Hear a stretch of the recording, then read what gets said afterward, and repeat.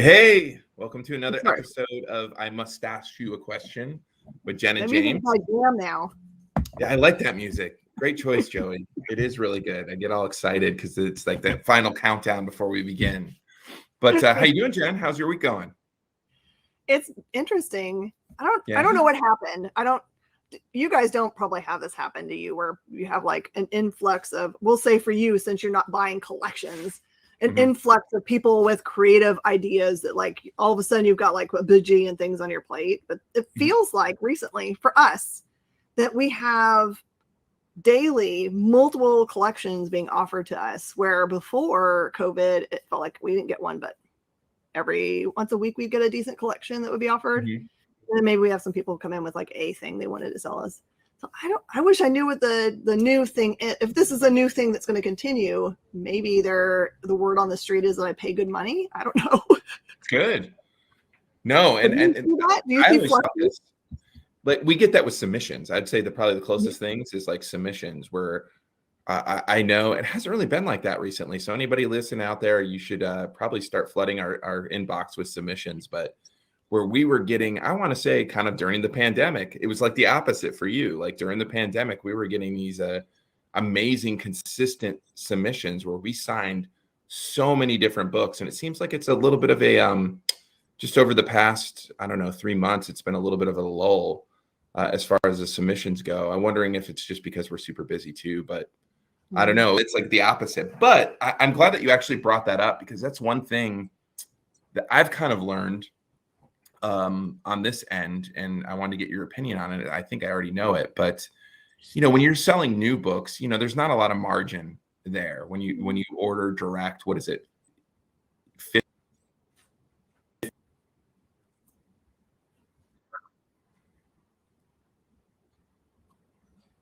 To 55% margin, typically.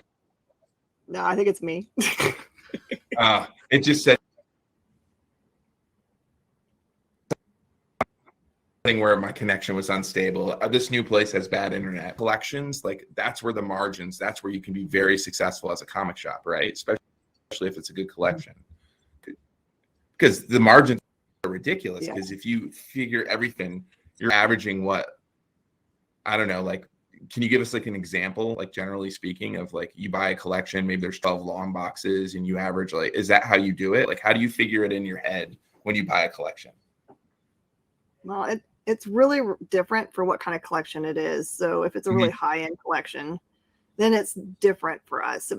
If they're like keys and minor keys and that's what the whole collection is, then I really only in my mind want to double my money on them, because I know they're fairly easy to sell.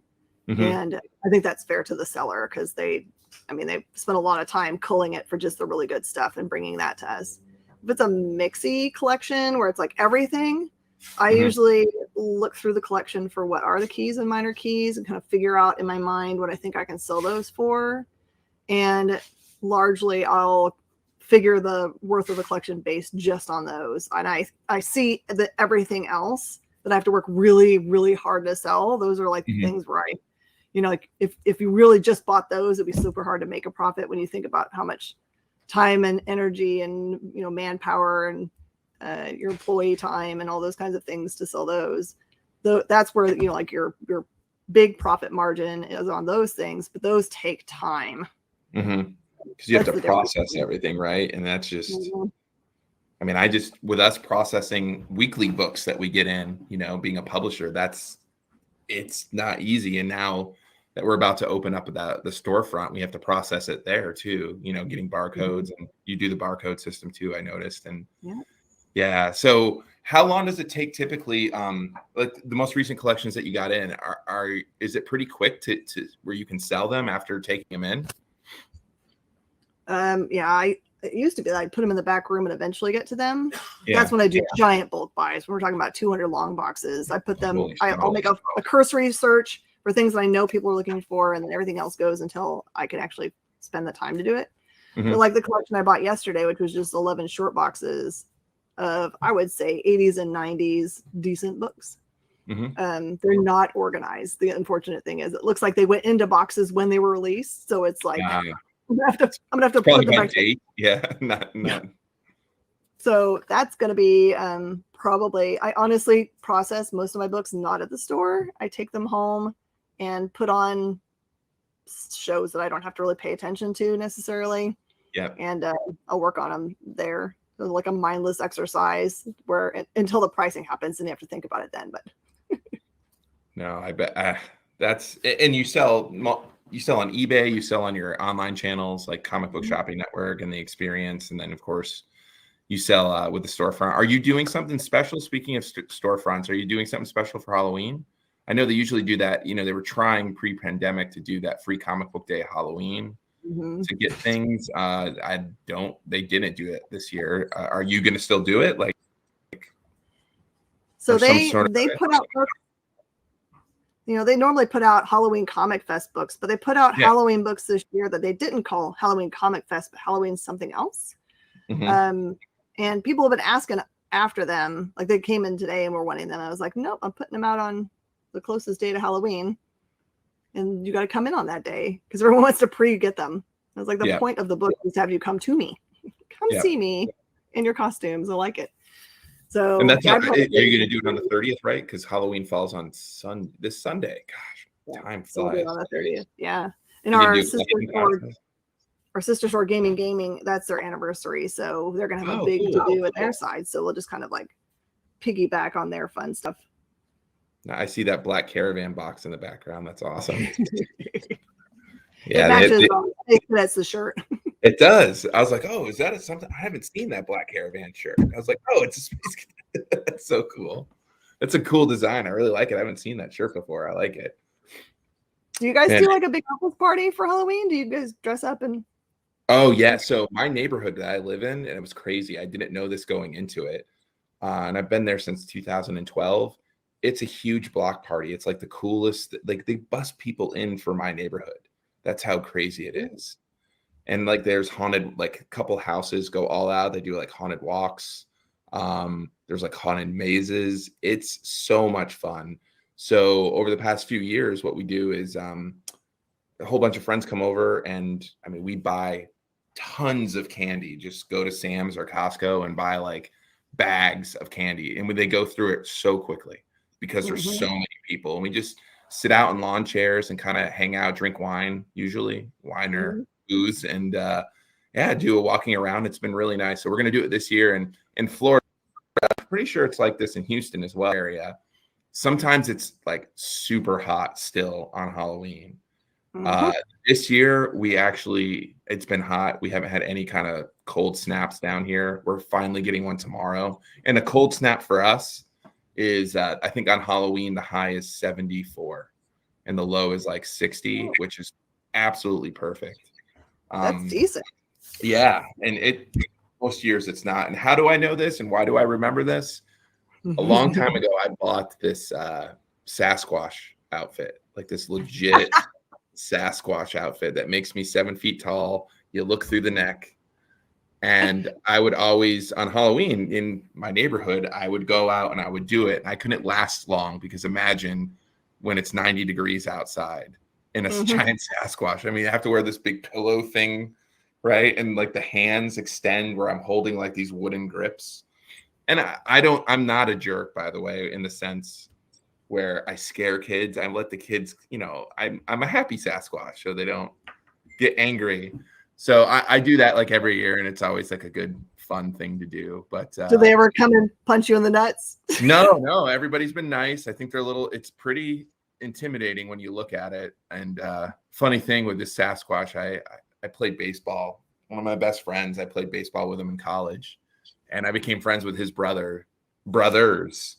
And every one of their weddings, I've dressed up as that Sasquatch, like during the reception. And ended up dancing. Of course, I got the bride's permission, but it's that I've gotten some good use out of that Sasquatch costume. It's been amazing. So I'm going to do that this year, and it's not going to be miserable. I might be able to last like 30 minutes instead of 10 minutes. But it was, we always have a good time. My wife and I usually do like joint costumes. Obviously, we really didn't do much last year because of the pandemic. But I think we went, this kind of where this mustache came from. She went as an Indian, I went as a cowboy. So I was like, I'm going to do the curly mustache. So that's where I started it. And then I shaved it, and then the pandemic made me do it again. So yeah, Halloween is kind of the start of this whole program, if you think about it. Mustache, new question. So yeah, it's been a crazy week. Just I was telling you just before, I was beginning to tell you just before we went live, was the paperwork that I'm filling out right now just to open doors. Like, so many people don't realize it. Like, you want to start a business, right? And you figure, okay, I'm going to rent a place and then I'm going to open doors, collect taxes, and pay somebody. The things that we have to do, you have to get a certain license, then you have to get a fire marshal inspection. And we're in the city now. We moved 1.5 miles up the road, but now we're not in Lee County, which is our county. We're in the city of Fort Myers. So now we have to do both, one for the city and one for the county. And filling out all this information, and it's just like, just to get an inspection, I just can't believe it. I'm like just demoralized, to tell you the truth, where it's just like I have to fill all this stuff out and it's redundant. All for the grand opening, by the way. I'm not sure if I announced it or told you, but 13th and 14th, we're doing our grand opening here. It's going to be super. You have an actual date. Yes, we have a date. And tons of people are coming, creators. We're going to make a huge event of it. Actually, I want to talk to you off channel about maybe taking it live on CBSN or The Experience. During one of those days. Kathy is all about it, helping out. Someone's peeking in. Oh, thank you. Okay. Got my food. What are you eating today? I actually went to First Watch and I got this thing. It's called, it's really boring and healthy. It's like this, it's not boring. It's this coconut pudding stuff. They call it Power. Do you have First Watch? We have them, but I haven't gotten to go. Oh my gosh. It's amazing. Go to First Watch. You have to go. It's delicious. So yeah, I ordered it. DoorDash is like my best friend. Like, it saves so much time. Oh my goodness, where they can deliver right to you. Oh, it looks like Joey has a question. Joey, you're a bit obsessed with Sasquatch. That's hilarious. I'll show you some pictures. The stash was the cause. No, the stash wasn't because I'm a baseball player, even though I'm an Oakland A's fan, and two of the known people who have mustaches like this in baseball were Raleigh Fingers and Catfish Hunter, which are famous Oakland A's pitchers, but back in the 70s and 80s. My brain's just saying, he's just making that up to see if I know anything. I'd totally buy it. Oh, I'm not making it up. Type in Raleigh Fingers, and Catfish was his nickname, Catfish Hunter. His real name was Jim Catfish Hunter, but Raleigh Fingers, Rollie. The Topps came out with this really, I'm going off on a tangent now, but Topps came out with really cool like comic art of a Raleigh Fingers. Like it's in their special pre-graded stuff, but it was a baseball card of it. And he had this, like the drawing was this super curly mustache. What would be my baseball nickname? Oh, I have a couple already because I still play softball. Yeah, so when I was a kid, I used to wear sunglasses. I was a catcher, and I would wear sunglasses when I would catch, so you would see the sunglasses in the catcher's helmet. So they called me Hollywood for that because and then Turtle was another one because I was obsessed with the A's, and my parents, the best Christmas gift I've ever got was a green catcher suit, and I wore it throughout my little league and track.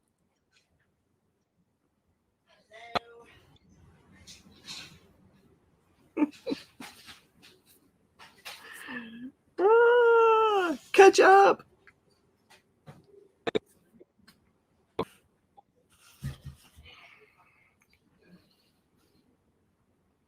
Wi-Fi is just killing it. We'll pause while we reconnect.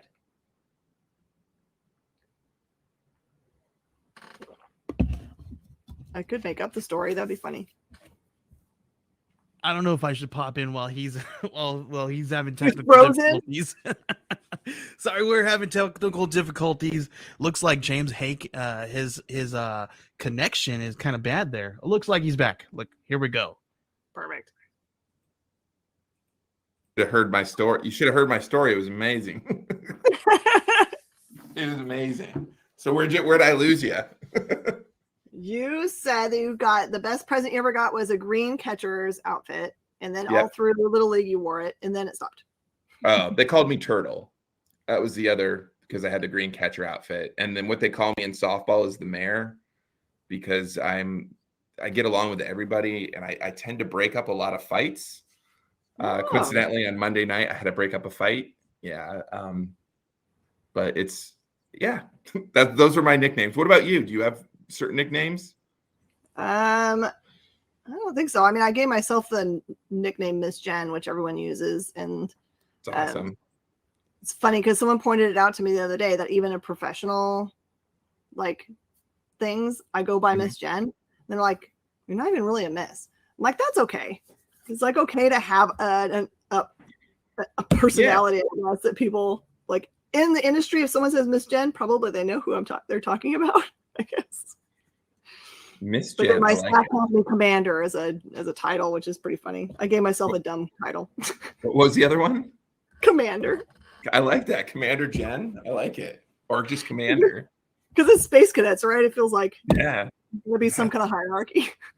What some cool thing they wanted to do here was Trevor and Kathy wanted to get like they're watching Star Trek The Next Generation, I think, for the first time, and they're watching in order. And they started, so they're like super into Star Trek right now, and they want to get the label pins, for everybody here. And it's so funny. I'm like, I'm in. If you want to get it, just like let me know. I think that's cool. There's a fun story is that when we were a little more formal as a store, we've gotten a little more like we don't have uniforms anymore. People can wear whatever nerddom shirt they want, and I'm chill with it. But for a little while when we went to conventions, we had these nice polo shirts that had our like embroidered logo on there, and then I can't remember. I think one of them says staff, and the other one says away team, and it's red. So like Star Trek. Yeah. You might come back from the convention and you might not. That would be hilarious. We have a little doing like I'm letting Kathy run with everything here. Her and Trevor, just everybody here has done such a great job. But ours is scout t-shirts. Like they have special like where they're always going to wear like HQ t-shirts, which is really cool. And it's just so weird. I was thinking about it, reflecting about it the other day. Because of my normal profession of being a stockbroker, like when I first started, it was like suit and ties every day. And now I still have to wear those at certain times when I meet with certain clients in the clientele, but it's been a while because of the pandemic. Honestly, since I've done it, it's like kind of relaxing. Like right now I got my Third Wave t-shirt on, and which I'm sending you one, by the way. I'm excited. I ordered one with the most recent order, the blue one. Oh, did you? Cool. Yeah, I'll send you a couple then. We got some really cool samples in too, so I'll send you the sample ones. Like, we're just trying to test all the different kind of. The weight of the fabrics and stuff. Yeah, there's all different types, and there's some really really cool ones. Man, all kinds of stuff going on. We're what else is so I'll give everybody a little pre-list of people coming to our grand opening. We have Joe Schmalke is coming down, and it's his birthday weekend, which is crazy. So we're going to celebrate. His wife's coming as well. We got Peter Gorel, the creator of Phantom Star Killer and Count Draco Knuckle Duster, and also the head of merchandise, and he runs our Tracker toy division. We got David Byrne, our co-publisher, creator of Steak. We have Carl Moline, who was the artist for Buffy the Vampire Slayer and Frey. He's doing Eternus. He's the interior artist for a new book coming out with Andy Serkis. And he lives right on the other coast. So Carl's going to make the trip out. We got Richard Rivera, Stabby Bunny, of course, and Shadowplay and Scooby. Now that was the only tease you really needed to make for me.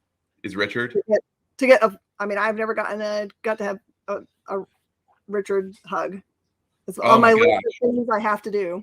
Richard is one of the. Oh, you missed him because he came for 2 days to New York Comic Con. He was. but he was down in Artist Alley. He just came up for a couple signings during the con. He was in Artist Alley kind of doing his thing, and he does something that's so awesome. Like so awesome. It's hilarious. When he goes now to conventions, he has these like smokers jackets, right? And they're really pizzazzed and like that, like they're just so awesome. You know, they're suit jackets, but bedazzled. And I just think it's hysterical. And it just fits. And again, shout out to Richard, one of the nicest people I've ever known. And what he's been doing with Scoot is, did you see what we're offering, the Scoot stuff? What was it? They call it Launch. So it's a division called Launch that we're doing, and it's basically done in 3 stages. The very early, the first like before you're reading, like no, just sounds, right? And then the second stage 2 is like some small words, and then stage 3 is like panels and larger words, basically teaching kids how to read comics. Is this with the Super Cats? Yep, it was Super Cats and Bandit. We're doing a pack. It's called a Launch special, and I couldn't be prouder of something than what he has come up with in those creative teams that he came up with. And of course, have you seen Scout Frontiers? I know you ordered some. Have you actually looked into it? Isn't it amazing? Like that was so much fun. Oh, it's so cool. And that's our quarterly magazine that we're putting out. And he puts that together with the great team that he has. Like just what he's doing is just so incredible. Like Scoot is, I mean, we have to, as a, publisher, as a comic shop, the next generation, because they're aging out. Like our generation is aging out, we have to link. And it seems like manga is that link too, by the way. That was another thing we kind of determined at NYCC is how big, I think what I loved, and maybe you as well, like the Marvel and the DCs that we loved when we were growing up is more like the mangas now. The kids now are gravitating towards them more than, The top seller at the book market is manga, right? Like hundreds of thousands. Oh, there's Michael Sanchez. Speaking of manga, Michael Sanchez is one of the oldest Scout employees. Really, he's been there since even before I have, and he's a huge manga fan. And we're little wink, we're thinking of doing a division, and Michael would be a big part of that because that guy is an expert at it. I think you absolutely should. It makes I think it's great. I truly feel like, again, circling back to the Oakland A's thing is, have you seen Moneyball, the movie? I didn't believe I did. I'm aware of it, but I haven't seen it. Well, essentially what it is the A's have the lowest payroll in baseball, but they're able to compete with teams like the Yankees and the Dodgers and the Astros, who have much higher payrolls. And how do they do it is they find value. And Moneyball was all about the statistic called on-base percentage, which was walks, adding walks into your batting average. And that's how they were doing it over a long season. So I've applied that. Like, I think that's where Scout, where we've been successful, is the big companies were missing the amazing things that were being created on Kickstarter and at the convention level. And what we've done is I would like to think we as a company have helped get eyeballs on that, bring those creative teams to the masses. It was a huge discrepancy that wasn't being taken care of. It was a Moneyball approach. And looking at it, myself and our partners, and Michael being one of them, is just, there is a huge discrepancy. There's the huge manga, and then there's really nothing. What, web comics? Yeah, there's some really great webtoon ones out there. Yeah, like that's about it. There isn't really like a minor leagues, quote unquote, for manga. It's either you have all of it or there's nothing. So I think there's some kind of Moneyball approach there, not to reveal any inside info, but like this is definitely a market we want to get into. It just when and how, and if it's possible, that's all remain to be seen.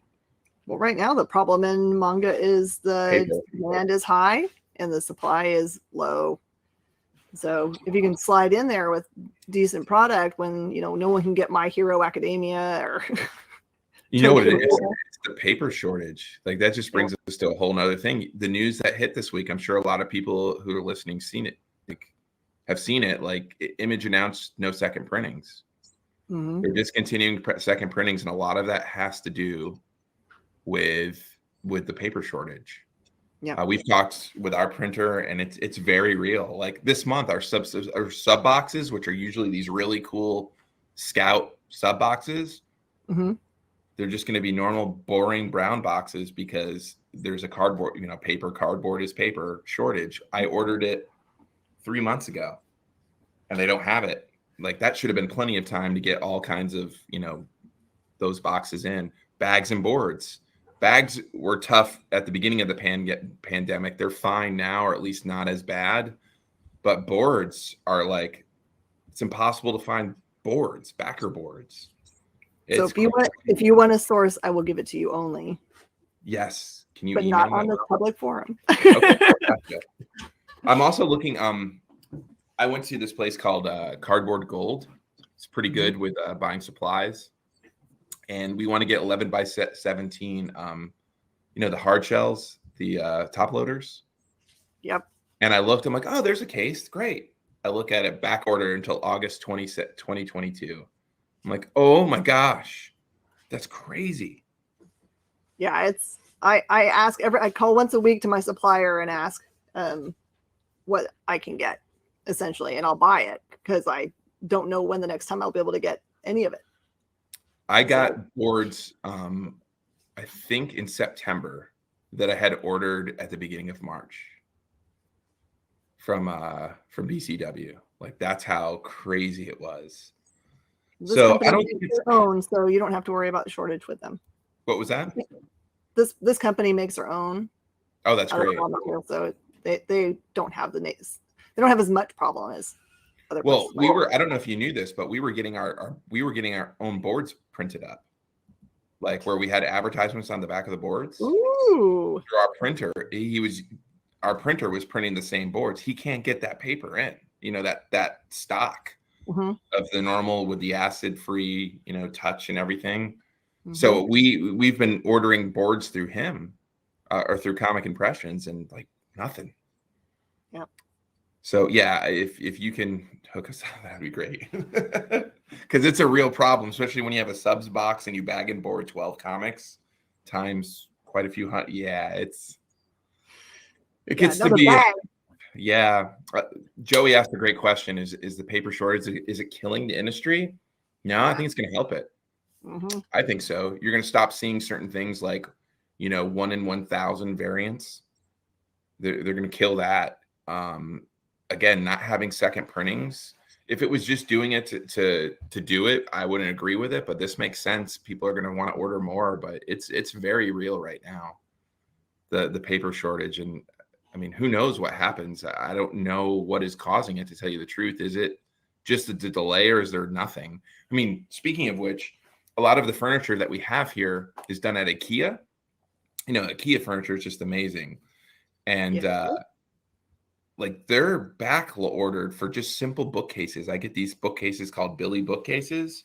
And they don't have anything. And I was over on the East Coast last week, celebrating my anniversary with my wife. And no, that was this.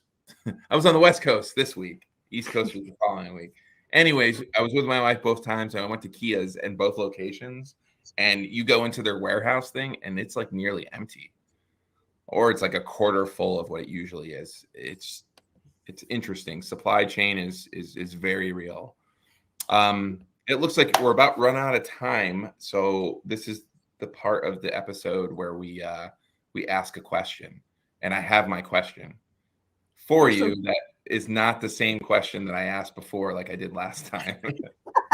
So my question is, out of all the collections that you have purchased in the past 20 years. Okay. What has been the most memorable? Meaning like the one that you're like, oh my gosh, it's like it was the greatest collection that you've, and what were some of the keys in it? So I know that's multiple questions, but I will say it's going to be a surprising one. I bought a 200 long box collection that was just like from closed 90 comic book store. When I bought it, to be clear, those were the things that no one wanted. Yep. I was basically buying dead stock. And I just put it away in my back room.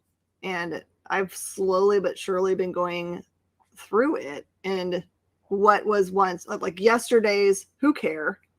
Like I've got long boxes of Wildcats #1. Because Venom. right now, still, who cares? Yeah. Next week could be $20 books, and I might Yeah. add a win to the store. So there's things like that. Long boxes of the Max #1, but so for me, those are the ones where it's like they're magic boxes to me because there's maybe no treasure in them, but they might become treasure. That's awesome. Yeah, my guess, tell me if I'm right or wrong, but Venom Lethal Protector used to be one of those prior to the movie coming out. Those things right were now. good. Right now, I think the next one that's up to bat is Spider-Man 2099, which still is languishing at like $10, and it was like a $2 book last year, $10 now. When that stuff really hits, it's going to be a $20, $30 book. Yeah, and he's going to be in that the Spider-Verse. He's surely good because then wasn't he in the end credit scene of the first one, if I recall correctly? Yeah. Yep, you got to see Miguel. It's going to be awesome. When is that coming out? That seems like they've had that done for a while. I actually don't know if they have a release date for it, honestly. I haven't seen one. Have you seen Dune yet? I know that's another question. Yes. I've seen Dune, and I'm going to see it again this weekend because my husband was obsessed before and is now more obsessed. So it's that good? I haven't watched it yet. If you like that director's work, you'll know because if you watch the most recent Blade Runner film, that kind of what I call super saturated tones on the screen, you will love it. Oh, I can't wait. Yeah, I'm going to watch it. I don't think my wife would be into it. I got to screen it for her. She's not a big sci-fi. And I just want to leave with one thing. One thing that I've been doing is catching up on a lot of scout books because I've just been so busy. I'm hitting 2 birds with 1 stone. So I'm doing it while I'm doing cardio. So last night I was on the elliptical machine and I read the first 2 issues, but I never read the last 2 of Concrete Jungle. So I grabbed the trade.